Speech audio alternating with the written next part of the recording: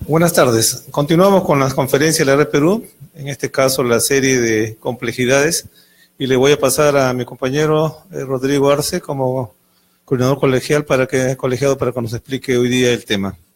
Por favor. Muy buenas tardes, amigas, amigos. Es para la Red Perú y MuniRed un gusto de continuar con nuestro ciclo de conferencias. El día de hoy vamos a hablar sobre pensamiento complejo, proceso electoral y gestión pública, a cargo del doctor José Valareso. Voy a hacer algunos comentarios respecto al pensamiento complejo. Uno podría decir, bueno, ¿por qué pensamiento complejo? Porque todos los pensamientos son complejos. En efecto, todos los pensamientos son complejos, porque alude a la totalidad de la persona, no solamente como un ejercicio cognitivo, sino que también estamos hablando que este pensamiento complejo convoca al ser humano en su integralidad, como ser, como ente biopsicosocial. Por lo tanto, estamos hablando de una forma especial de pensar, este pensar complejo que voy a caracterizar rápidamente como introducción a la conferencia del doctor Valareso. En primer lugar, señalar que cuando estamos hablando de pensamiento complejo, estamos haciendo referencia a una filosofía, a una cosmovisión, a un método, a una práctica, de cómo nos acercamos a la realidad para comprenderla, ¿no? para transformarla.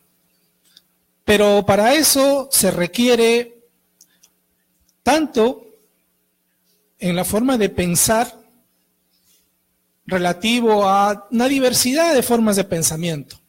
Pensamiento sistémico, pensamiento relacional, pensamiento lateral, pensamiento crítico, pensamiento convergente, divergente, pensamiento creativo, pensamiento filosófico, entre una diversidad de modalidades que tratan de romper un enfoque de conocimiento que es más disyuntivo, reduccionista, determinista, lineal. De esta manera, pensar lo complejo o pensar complejamente en este caso significa una nueva forma de abordar la realidad. Eso requiere actitud también. Actitud para aceptar lo desconocido, lo indeterminado, lo incierto, lo raro, lo borroso, es decir, atreverse a salir de la zona de comodidad del pensamiento, que como tradición occidental ha sido marcada por la fragmentación, por la separación, por el reduccionismo, como se ha señalado. Si uno quisiera hacer un rápido resumen de lo que implica el pensamiento complejo, creo que alude a tres ideas principales: a totalidades, a interacciones y a emergencias. Vamos a explicar rápidamente de qué se trata esto. Cuando estamos haciendo alusión a totalidades, estamos hablando mirar el problema que estamos abordando desde una perspectiva sistémica en sus múltiples dimensiones, múltiples temporalidades, múltiples escalas, es decir, viendo el todo. Y cuando estamos hablando de interacciones, estamos haciendo referencia al comportamiento que hay entre las diferentes variables, elementos o agentes, que pueden ser materiales o inmateriales, ¿no?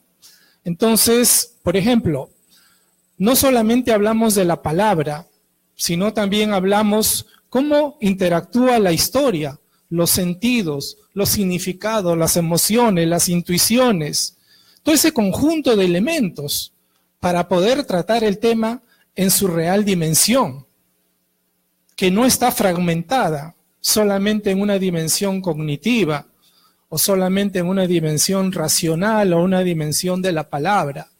Es todo el conjunto de elementos, como se ha señalado, tangibles e intangibles, que están interactuando, que están generando una dinámica no lineal, que están generando posibilidades.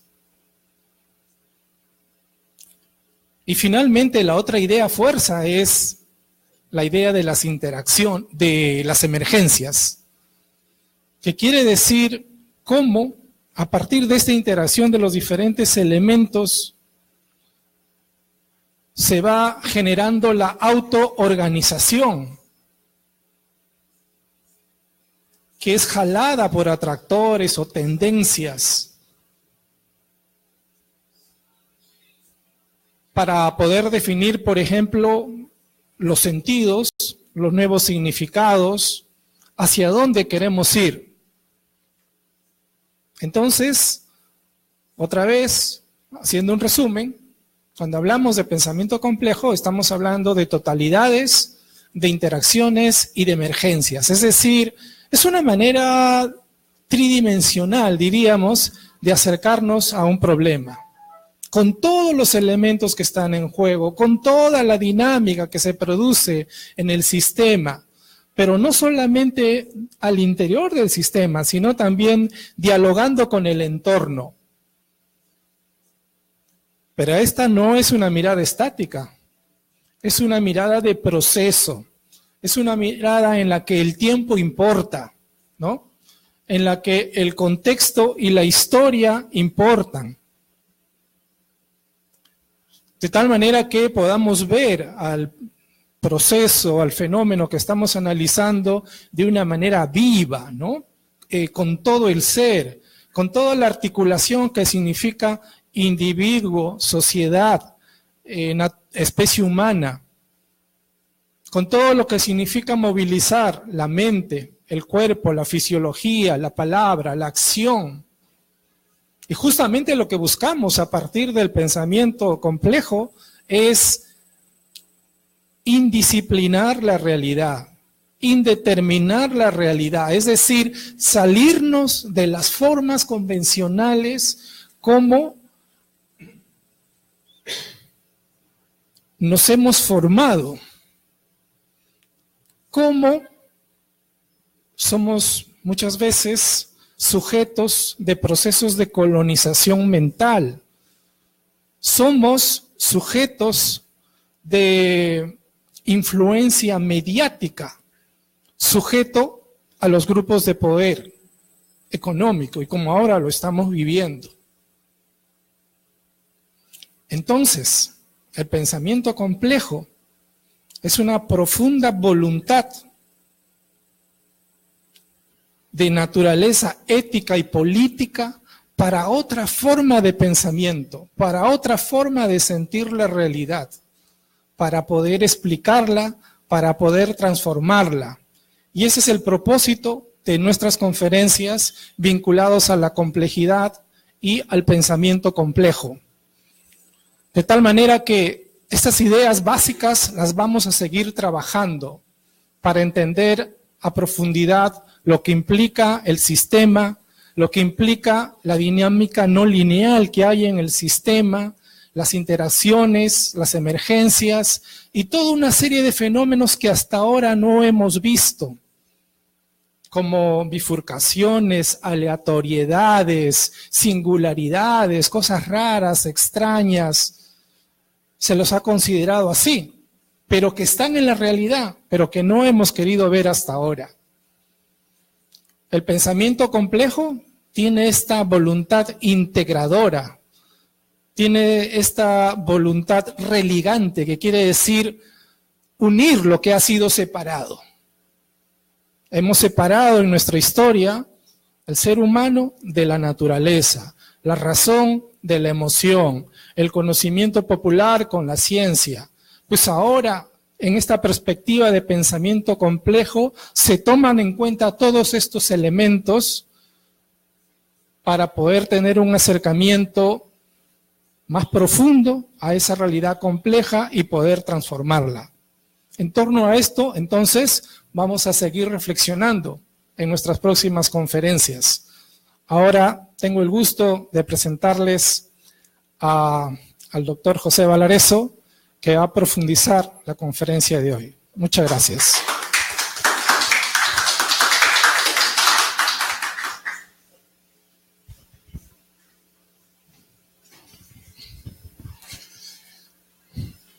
Muchas gracias, Rodrigo. Muchas gracias, Consejo Directivo de la Red Perú, amigos de Munired, la Asociación de Municipalidades en Red, amigos de la Coordinadora de Medios que se encuentran aquí presentes, al amigo Luis Barba, que representa al conjunto de medios de comunicación alternativos, ¿no?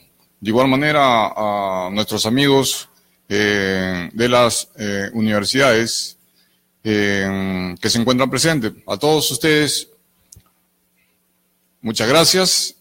Y a nombre de la Asociación de Municipalidades en Red del Perú, Munired Perú, estamos muy contentos en esta conferencia sobre pensamiento complejo y el proceso electoral y la gestión pública aplicada, a partir de lo que efectivamente ha señalado ya nuestro amigo el doctor Rodrigo Arce, coordinador de la Red Perú. Vamos a señalar de que el proceso del pensamiento complejo, ¿no?, es un proceso que muy bien lo señaló el doctor Rodrigo Arce, se ubica en primer lugar en el proceso electoral, ¿no?, como un espacio de aplicación de este pensamiento complejo, y parte de la siguiente pregunta: ¿existe relación entre la calidad de la gestión pública, la calidad de los procesos y de los sujetos electorales en curso? Sí. La respuesta es que sí existe una relación entre gestión pública, proceso electoral y los sujetos procesales de este proceso electoral, precisamente, que viene a ser en primer lugar el elector, el ciudadano, el candidato, el sistema electoral que está constituido y rectorado de acuerdo a la Ley Orgánica General de Elecciones por el Jurado Nacional de Elecciones, quien dirige este sistema, los órganos electorales como son la Oficina Nacional de Procesos Electorales, OMPE, la RENIEC, ¿no?, y los órganos de auxilio.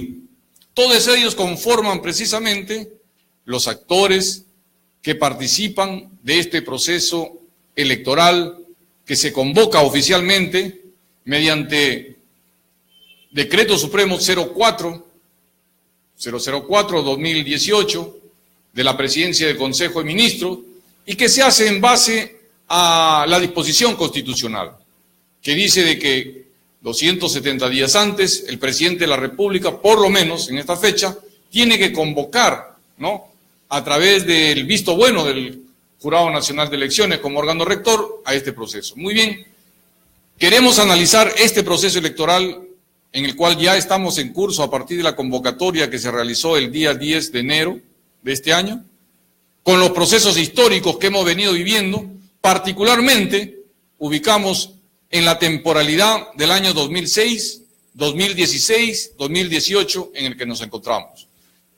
Y vamos a encontrar lo siguiente, ¿no?, de que efectivamente, ¿no?, en este proceso, hoy, a la fecha, involucra aproximadamente la elección de 13.000, cerca de 13.000 autoridades en costa sierra del Perú, solo en el ámbito de los gobiernos subnacionales, que son los gobiernos locales y los gobiernos regionales. Y que existen múltiples factores que es necesario explicar, conocer precisamente, para que esta ecuación, esta relación entre calidad del proceso electoral, calidad de los sujetos que intervienen, vayan a contribuir a mejorar la calidad de la gestión pública. Y mejorando la calidad de la gestión pública, tengamos un impacto positivo en la ciudadanía, digamos un impacto positivo en el desempeño de los diversos actores y gestores públicos y de la sociedad civil, con el claro propósito constitucional de llevar adelante una adecuada provisión de los servicios y los bienes públicos para todos los peruanos. Entonces, la mejora de la calidad y la cobertura de estos bienes y servicios públicos tienen una relación con la cadena que acabamos de mencionar, y que no existe una relación directa, mecanizada, como bien lo señaló en la anterior exposición Rodrigo, sobre los esquemas teóricos de la complejidad y el análisis del pensamiento complejo. Tampoco es determinista, como vamos a ver más adelante, y que se ubica precisamente este análisis también en el contexto de la doctrina constitucional del Estado peruano en particular y del derecho internacional, como derecho de votar, elegir y ser elegido, un derecho humano universal. El derecho a un sistema democrático, un derecho humano universal del siglo XXI, que no podemos dejar de soslayar, que es un deber de todos modernizar, perfeccionar estos mecanismos del sistema para tener una vida con estándares de ciudadanía en el siglo XXI. Y dentro de esta ciudadanía, también la ciudadanía ambiental. Por ello, el artículo 45 de la Constitución Política del Estado peruano señala de que el poder del Estado emana del pueblo. Este es el meollo, es el corazón de la doctrina del Estado constitucional, por la cual nos está indicando de que el poder de todo, en el cual se sostiene todo el Estado y el sistema democrático, reside en el pueblo. Y que esto tiene que ser valorado y respetado por los representantes de este poder que surge del pueblo. Es decir, estamos hablando de un sistema democrático representativo.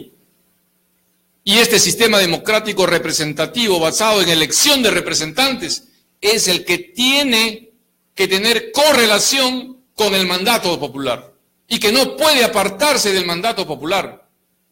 Como hemos visto en la coyuntura, desde el 90 hasta la fecha, la democracia representativa en el Perú ha entrado en profunda y seria crisis.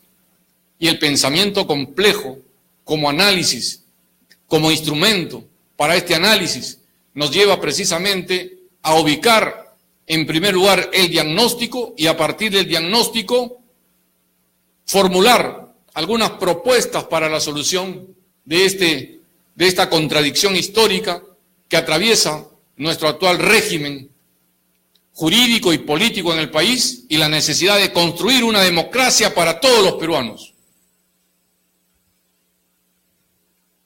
Las bases fundamentales de este derecho constitucional en el pensamiento complejo lo miramos de la siguiente manera. Aquí nuestra mirada no es global, no abarca y se limita en el determinismo de ver al mundo, es decir, a la Tierra, al sistema solar. Nuestra concepción parte precisamente en reconocer que el campo de lo conocido, donde está la Tierra y el sistema solar, es pequeño en relación al universo. Y que el universo, fundamentalmente, es el mundo de lo infinitamente desconocido. Razón tenían precisamente quienes hablaban del complex hace muchísimos años atrás, como son los filósofos griegos.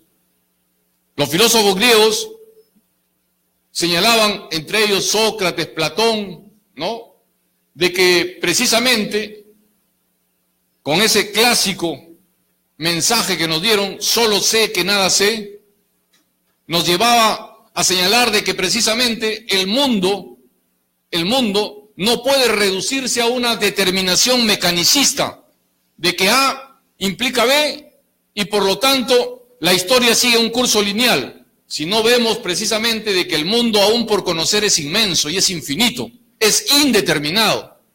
Y esta indeterminación que se da en el campo de las relaciones naturales es trasladada a los hechos políticos y sociales, al campo de acción del proceso electoral en el cual estamos en estos momentos explicando, para ubicar contradicciones sociales históricas, como es la contradicción entre el ser social y el ser como individuo. Y ello nos lleva precisamente a la necesidad de analizar el individuo, que es el elector, el globo, que es la terrenalidad donde vivimos, es decir, el mundo global, y el universo, que es precisamente el conjunto de relaciones indeterminadas que van más allá de lo previsto. Y de todas ellas como complejidades, analizamos también de que esta relación entre ser y pensar, que es una relación clásica, ¿no? En los últimos 30 años, los años 90 a la fecha, promovidos precisamente por una concepción ideológica política equivocada, nos ha llevado a resultados equivocados. En estos 30 años hemos vivido una conceptualización determinista de la historia, ¿no? Y esta conceptualización determinista obedeció también a un campo del conocimiento, de lo conocido, que era la mecánica clásica, ¿no? Hoy, en los últimos años, la mecánica cuántica, que tiene otra forma de abordar los problemas naturales, aplicado al terreno de los hechos históricos sociales, nos dicen de que ese determinismo mecanicista ya murió y pertenece al pasado. Por lo tanto, para analizar los fenómenos históricos sociales, es necesario hacer un análisis en la multiplicidad de sus relaciones e interacciones entre los diversos fenómenos, entre el ser y el pensar. Ubicar también al ser con su contenido social, el ser social, el ser por el cual en sociedad, en unidad de 2 o más, 3, 4, 5 personas, ¿no?, van constituyendo asociaciones, van constituyendo instituciones sociales, y que estas instituciones sociales se constituyen por la necesidad de que el individuo tiene la necesidad de organizarse a través de la sociedad para recibir beneficios que por sí solo no lo puede encontrar. Entonces, ahí viene la valoración histórica del interés general de la sociedad y la función social de la propiedad como pensamiento histórico que rige las sociedades modernas y las sociedades en armonía precisamente con el ser humano y su entorno. Esta ruptura por la mercantilización de la política, la mercantilización de la vida social en los últimos 30 y 40 años, que ha llevado a los fenómenos de alta y mega corrupción, ¿no?, han trastocado estos valores históricos que regían la institucionalidad social, que la estabilizaban y generaron un desorden, generaron un caos, que es lo que estamos viviendo. ¿Por qué? Porque se ha sustituido bajo estos conceptos que fueron promovidos en los años 90 por teorías equivocadas, por ejemplo, como la formulada por aquellos que señalaban el fin de las ideologías, ¿no?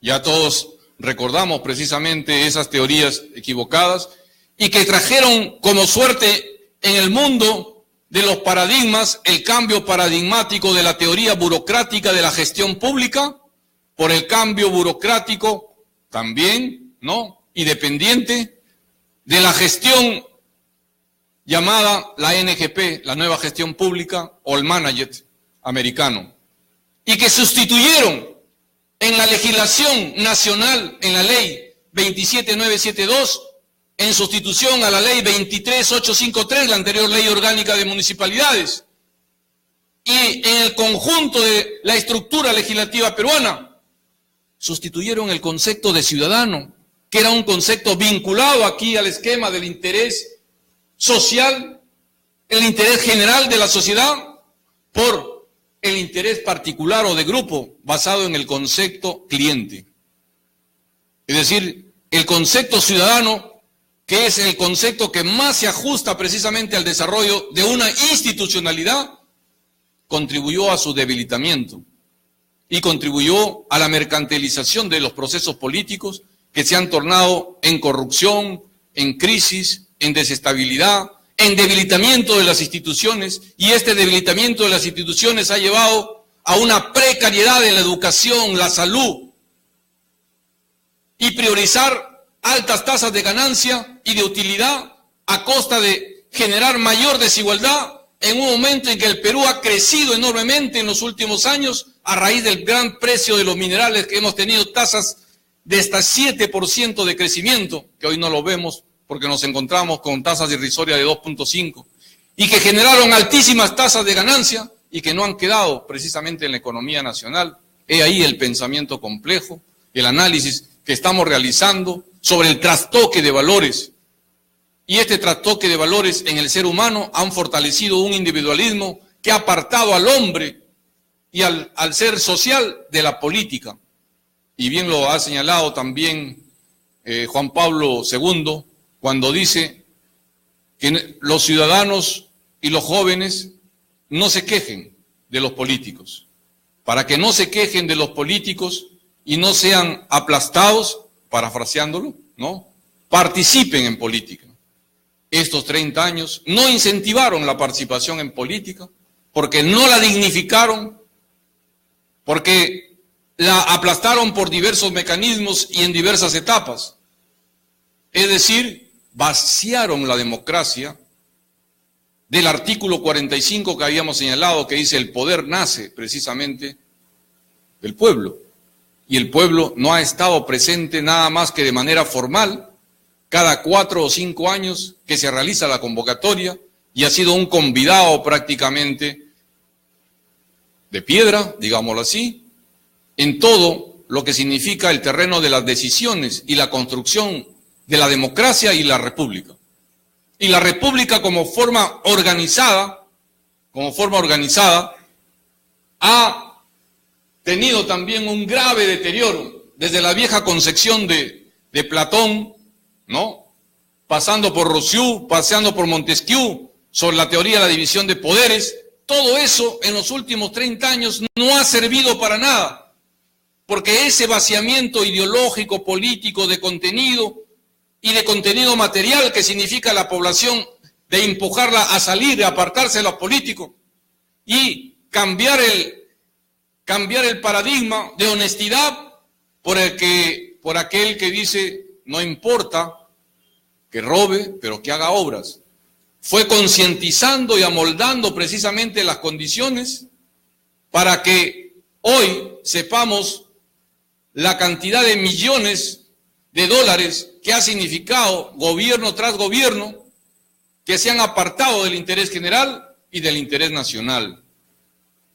En consecuencia, el artículo 43 de la Constitución Política dice textualmente que el gobierno es unitario, representativo, descentralizado y que se organiza según el principio de separación de poderes. Y este principio de separación de poderes ha sido prácticamente formal. Este principio no ha permitido llevar adelante su rol fiscalizador, su rol de rector y corrector precisamente de todas las debilidades institucionales. Y no lo ha sido porque por intermedio han estado incentivos de indignidad y de falta de ética que no hicieron de que los funcionarios públicos cumplieran su papel frente al fortalecimiento de las instituciones. Se las debilitó. La fiscalización prácticamente no ha estado presente en estos 30 años como un instrumento de control, ni siquiera en el terreno de la alta dirección del Estado, mucho menos en el terreno social y popular, con mecanismos de fortalecer la democracia participativa, fortalecer mecanismos de democracia directa, fortalecer mecanismos de veeduría y control ciudadano. Y todo esto precisamente porque hemos tenido todo un soporte ideológico, estructural y conceptual y mecanismo de presión para que el pueblo se aparte y la juventud de estas tareas y de estos quehaceres que nos corresponden a todos los peruanos como deber de ser y persona humana. En razón de ello, tenemos un régimen estatal de confusión interesada de lo público y lo privado. Es decir, como ya el interés general de la sociedad, como funcionario público, de servir al pueblo de todo corazón, de estar al servicio del Estado, de verlo como vocación, precisamente se apartó como instrumento de dirección de su accionar. Entonces, la confusión de lo público y lo privado ha llevado precisamente a que el Estado sea un mecanismo de negociación con sus propias empresas, con los grupos empresariales a los cuales se vincula, ¿no? Y esto ha generado el debilitamiento y la orientación de recursos que debieron estar para luchar contra la pobreza, la extrema pobreza, para mejorar los servicios públicos. Nos ha traído este régimen estatal confuso, ¿no?, que ha generado también una república confusa y un régimen en crisis en los últimos años. Hoy, convocado al proceso electoral, todo lo que hemos mencionado en el diagnóstico del análisis de estas relaciones que no son secuenciales en el pensamiento complejo como instrumento, nos lleva a prevenir, nos lleva a formular diseños, nos lleva a formular espacios para la construcción de una auténtica y verdadera democracia, tal como lo sostiene y lo mandata nuestra Constitución política. Ya tenemos el cronograma electoral en curso, aprobado por resolución del Jurado Nacional de Elecciones.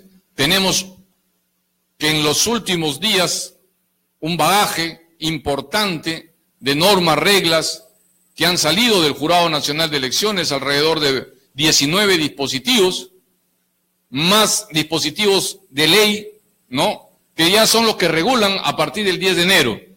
Y vamos a ver más adelante algunas de ellas. Y que deben culminar el día 7 de septiembre como fecha máxima de publicación de las listas, ¿no?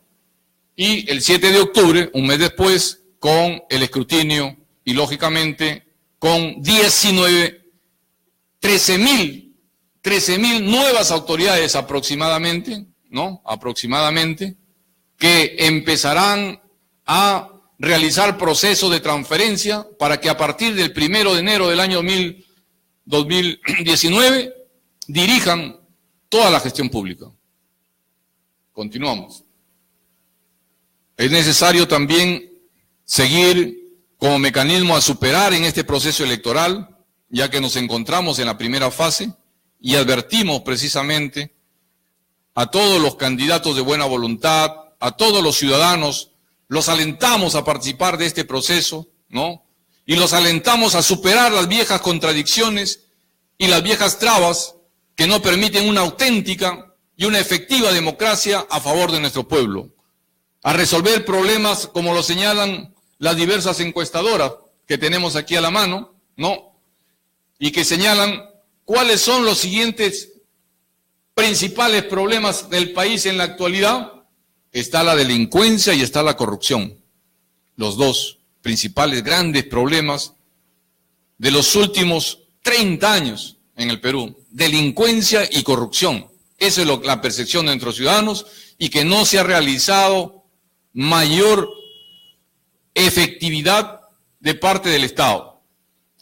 Tenemos también los problemas de la pobreza, nos señalan, el narcotráfico, la educación inadecuada, la salud pública inadecuada, la falta de respeto a las leyes, el costo de vida, la destrucción y contaminación del ambiente, falta de orden en el transporte, el caos en el transporte, falta de agua potable y alcantarillado, desigualdad, diferencia entre ricos y pobres, informalidad, terrorismo y subversión prácticamente en proceso de extinción. Es decir, estamos en condiciones para que todos los peruanos y todos los ciudadanos de buena voluntad que están participando o se alientan a participar en este proceso, orienten su mirada a esta percepción ciudadana y logramos todos juntos resolver estos problemas para construir un nuevo Estado. También hay que tomar en cuenta lo que ha pasado en los últimos años. Según el presidente de la Asociación Civil Transparencia, en el último encuentro de noviembre ante todos los empresarios del Perú, textualmente dijo que el 70% de los gastos de campaña electorales va a publicidad. Y de ellos el 50% específicamente a televisión, es decir, a medios formales. Y estos medios formales que han acaparado precisamente gran parte de ellos, ¿no?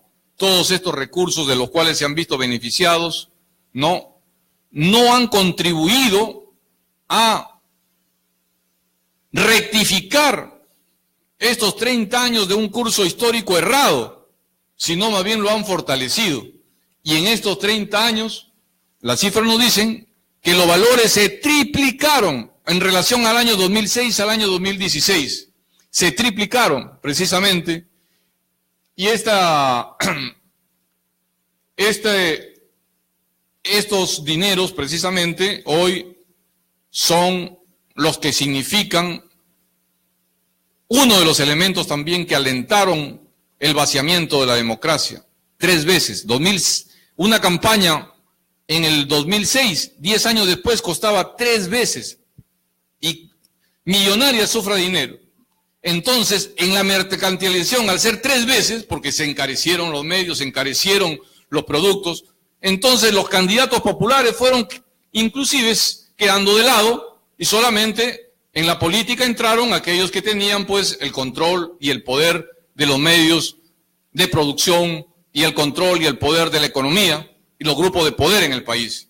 Y como los grupos del poder en el país, mediante este mecanismo tuvieron el control, lógicamente han tenido las leyes, la legislación, y ya vemos el caso de Obris, se hacían leyes, se hacían reglamentos, se hacían concursos para facilitar la devolución de estos dineros que invertían en estas alto costo de las campañas electorales, que es uno de los mecanismos que tenemos que rectificar precisamente y que aún está en manos del Congreso de la República, porque no ha sido tocado en su plenitud antes del 10 de enero, que ha sido la convocatoria en la Comisión de Constitución del Congreso de la República, y que invocamos a los congresistas a entrar a generar una verdadera reforma electoral anticorrupción con la finalidad de democratizar el Estado peruano, democratizar, dignificar la política y permitir una democracia representativa eficaz,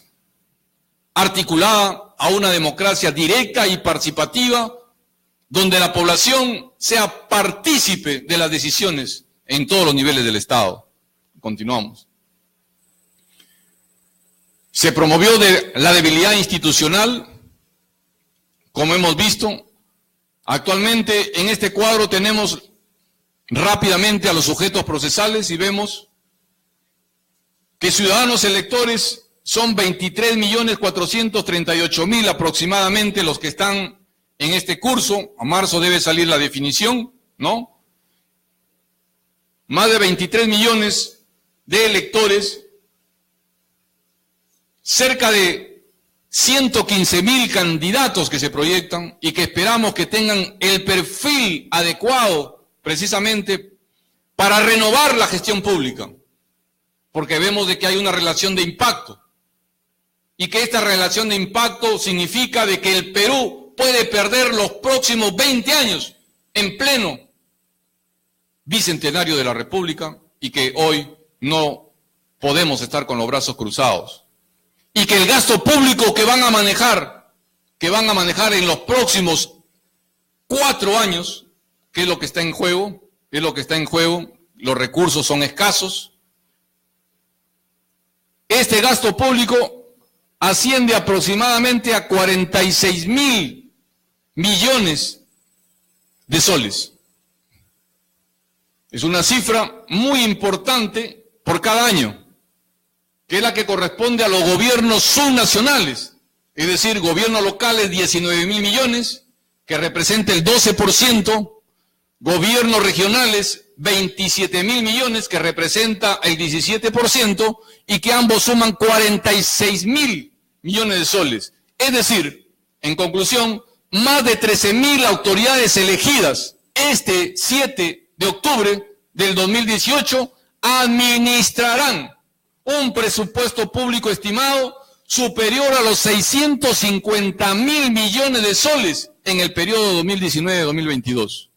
Eso está en juego, apreciado ciudadano, apreciado hermano del campo y la ciudad, apreciados hermanos de las universidades, profesionales, y nos dirigimos especialmente a la juventud y llamamos, invocamos a la juventud a participar de los procesos. Porque la participación de los procesos es el único vehículo para cambiar el rumbo de la historia y no perder estos dineros, estos fondos que son recursos escasos del Estado y que son propiedad de todos los peruanos y que significa precisamente la garantía de la sostenibilidad de las nuevas generaciones. Eso es también parte de lo que está en juego en este proceso electoral y que desde este espacio y desde una visión del pensamiento sistémico, complejo, holístico, una mirada no solamente de las partes, sino del todo y de todo hacia las partes, nos lleva a la necesidad de construir un pensamiento crítico adecuado y partiendo de nuestra realidad. Es necesario de que todos aquellos que van a postular en este proceso los invocamos en que sus mensajes incluyan el tema de la defensa de los trabajadores y la pérdida en 30 años del salario real. Porque en los 30 años que hemos vivido, lo que ha aumentado es la ganancia real. Pero hay la necesidad también de resolver el tema de los trabajadores, la protección del ambiente. Ingentes cantidades de recursos golondrinos que vinieron, se han ido del Perú, porque así van los cursos cuando sube y baja precisamente los precios en el mercado internacional de los metales, van y vienen, pero ¿qué es lo que queda? Lo que queda es la contaminación de nuestros ríos, nuestras lagunas, ¿no? Nuestro Patarcocha, nuestro Guayada, nuestras Madre de Dios, Piura, vasto territorio del Perú, con altos pasivos ambientales. Y esos pasivos ambientales, ¿quiénes son los que están cargando en estos momentos la mayoría de los pasivos ambientales? Todos los peruanos, a través de un Estado peruano que queda en crisis, y que si no puede resolver los problemas de los humanos, no está resolviendo el problema de los pasivos ambientales y la necesidad del equilibrio con la naturaleza. Ese es un problema serio y programático electoral que tiene que introducirse, y estamos avanzando, en los planes de gobierno de los diversos candidatos en este proceso. Asimismo, temas centrales como están la lucha contra la corrupción, la igualdad, la reducción de las desigualdades, el tema de la honradez, la confianza, la transparencia, la honestidad, la buena comunicación, el buen discurso, el buen vecino, la empatía ciudadana, el trato con respeto al ciudadano. Esa concepción de cliente que perteneció al siglo pasado y que ha mirado con desprecio al ciudadano es tema de pasado y que hoy, con los postulados de la gestión pública sostenible frente a la NGP o al Managet, que mercantilizaron también la gestión pública, y que no le dieron el contenido de interés general, debe formar parte del pasado de esta nueva generación de 13.000 nuevas autoridades que están en curso. También es necesario resaltar y señalar de que no todo está mal o no todo está perdido, de que hay algunos elementos positivos que se han introducido en este proceso electoral que no estaban en anteriores procesos y son los siguientes. Restricciones legales a través de una nueva legislación que acaba de salir sobre la persona, impedimentos para postular, por ejemplo. Está prohibida la candidatura de personas condenadas a pena privativa de la libertad efectiva o suspendida con sentencia consentida o ejecutoriada, Llámese por terrorismo, apología a terrorismo, tráfico ilícito de drogas, violación de libertad sexual, colusión, peculado o corrupción de funcionarios. Es decir, todo el catálogo de delitos contra la administración pública ya están contemplados en esta legislación y que este catálogo involucra precisamente a que todos los que han sido sancionados y que tengan sentencia lógicamente consentida y ejecutoriada, ya no pueden participar a partir del día 10 de enero de este año en este proceso electoral. Ese es uno de los elementos que no estaba presente en el anterior proceso y que hoy sí lo está. Y lo consideramos positivo, por supuesto. También el impedimento se mantiene incluso, ¿no?, cuando la persona hubiese sido rehabilitada. Para ser candidato a alcalde o regidor se requiere haber nacido en la circunscripción domiciliaria. Es un elemento positivo, ¿no? Es un elemento que incentiva precisamente a el retorno, que incentiva a la vuelta del conocimiento al lugar donde uno ha nacido, la vuelta de la riqueza que cargan precisamente muchos profesionales, empresarios, emprendedores, ¿no?, que por razones de el desequilibrio en las leyes, como es la ley del valor que traslada a los hombres y a los recursos de los lugares más empobrecidos hacia los lugares de mayor rendimiento y que va despoblando a los pueblos, hoy estos mecanismos hacen de que esos recursos que han sido capacitados, esos recursos humanos sobre todo, y esos potenciales candidatos, ¿no?, puedan volver a su pueblo, pero lo hagan bajo estos patrones de dignidad, de superación y de desarrollo, saliendo de los viejos canales, de las viejas trabas que han sumido al Perú a mayor pobreza, al atraso y a la dependencia en la cual nos encontramos en estos momentos y que debemos superar para construir todos juntos, ¿no?, un nuevo Estado mucho más democrático y al servicio del pueblo. Sobre financiamiento también se prohíben aportes de personas condenadas con prisión preventiva. Esa es una de las tareas que aún está pendiente, el tema de los financiamientos, ¿no? El tema de los financiamientos de los partidos, que es uno de los temas que debilita una de las instituciones de los procesos electorales, como es la efectiva participación del partido político. El partido político es un instrumento necesario en la vida política. Es el instrumento llamado precisamente a generar un modelo de desarrollo, un modelo de sociedad, un modelo de organización colectiva, de aspiraciones, donde tiene que haber un encuentro entre el interés, el proyecto personal y el interés general de la sociedad. Y ese es el partido político como vehículo, el partido político moderno, que avanza precisamente al desarrollo humano sostenible.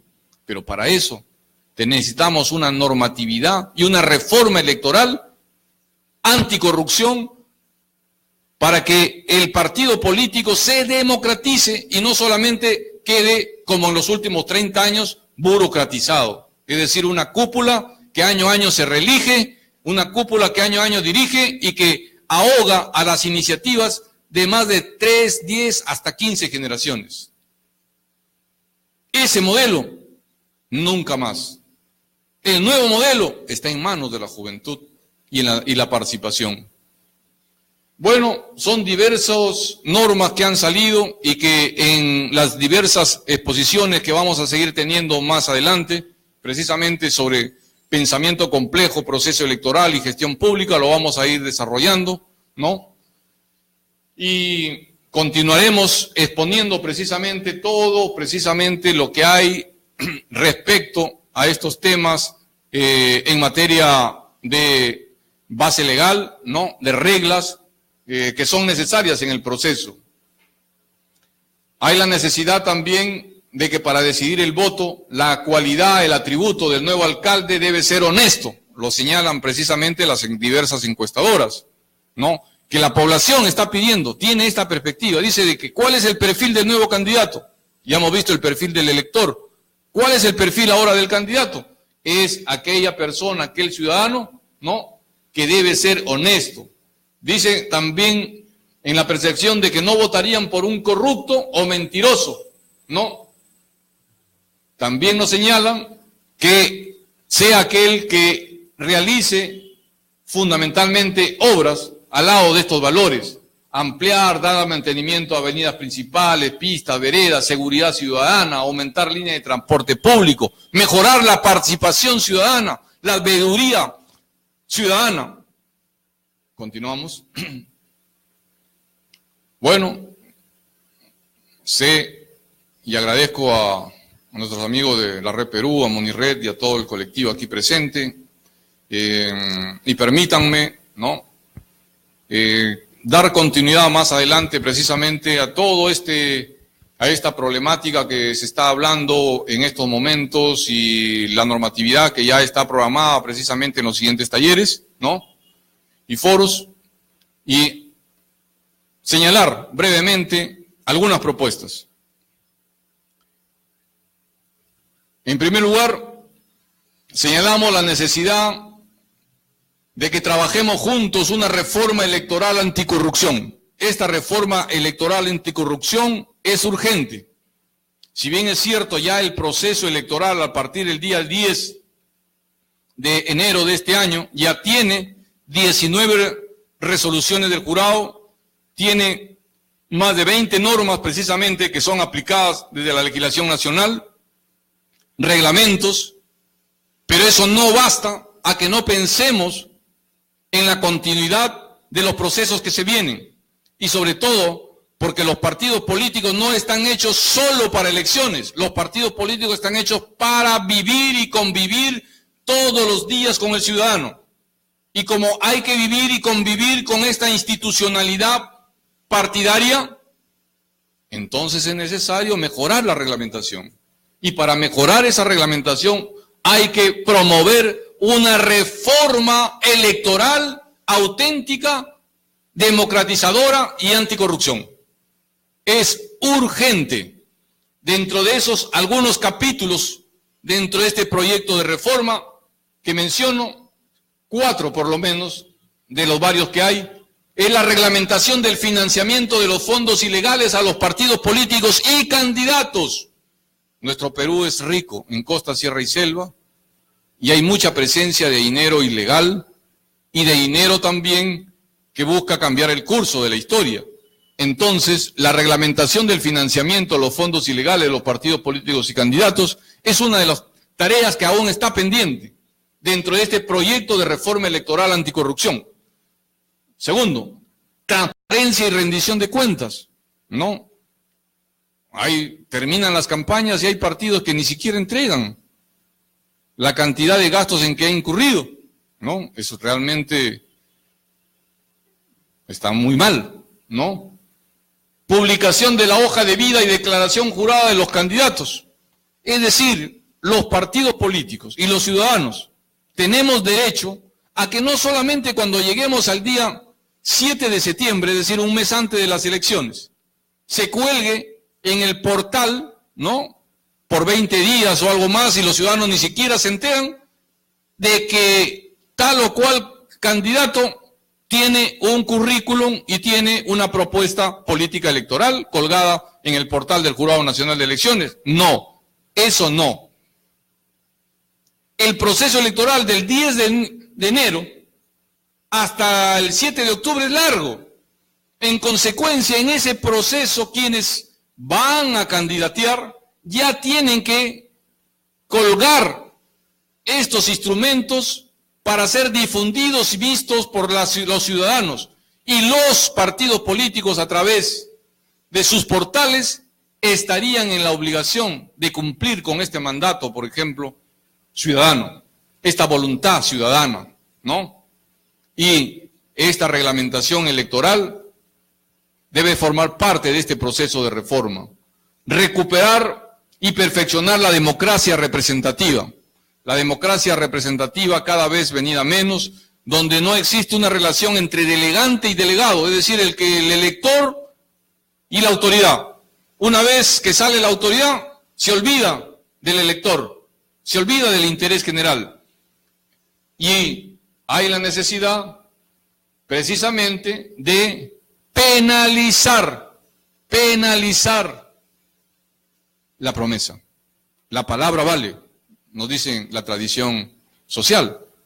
Pero cuando los candidatos prometen y nunca cumplen, están incurriendo no solamente en faltas, están trocando, violentando la voluntad y quebrando la voluntad popular. Candidatos que hemos visto pues que han salido con que iban a dar 500 soles a cada ciudadano una vez que ganaban las elecciones, ¿no? Imagínense hasta promesas de ese tipo, ¿no? Y que nunca, por supuesto, lo cumplieron porque no existen los mecanismos para ellos. Entonces, ese tipo de propuestas irresponsables, ese tipo de populismo, ¿no? Porque también cuando llegan al Estado se convierte en una presión populista que termina desestabilizándolo. No pueden más formar parte precisamente del folclore electoral de los 30 años. Hoy, un ciudadano moderno está en condiciones precisamente y a través de las redes alternativas de comunicación, de difundir, ¿no? De difundir, concientizar y elevar precisamente el nivel para generar más y nueva democracia. Impulsar acuerdos de gobernabilidad local y regional. Es una tarea que impulsamos nosotros hace unos años atrás, ya del año 2006, ¿no? En Huánuco, en Pasco, en Junín, en Huancavelica, en Cusco, en Cajamarca, en diversas regiones del Perú, llevamos esta iniciativa y hicimos grandes foros para que los diversos candidatos se pongan de acuerdo en torno a promesas reales y centrales. Esa tarea sigue vigente. Y esa tarea que está vigente debe formar parte del proyecto de reforma electoral. Debe insertarse e institucionalizarse, porque si no se institucionaliza, no tiene vincularidad, no es vinculante, no es obligatoria. Creo de que los ciudadanos y los movimientos ciudadanos, ¿no?, también tenemos que apostar en este sentido. Con ello, vamos a generar precisamente un espacio por renovar y dignificar la política. Es hora de ello. Apreciados amigos, hermanos, estamos muy agradecidos precisamente por este espacio, a todos los organizadores, y decirles finalmente de que todo lo antes expuesto se resume en el siguiente lema: por un voto bien informado, que es la tarea, participar,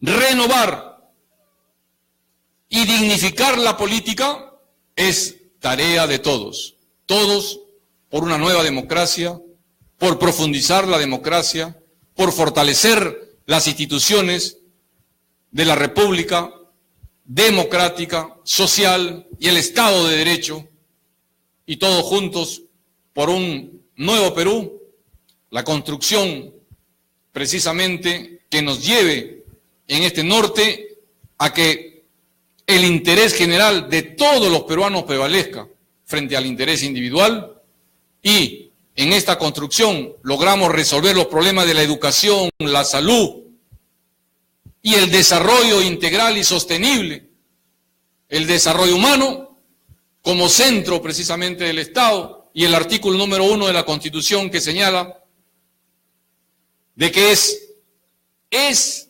precisamente la defensa del hombre y la dignidad de la persona humana la tarea central de todo Estado y el esfuerzo central de toda institucionalidad como está involucrando a este colectivo de seres humanos. Muchas gracias.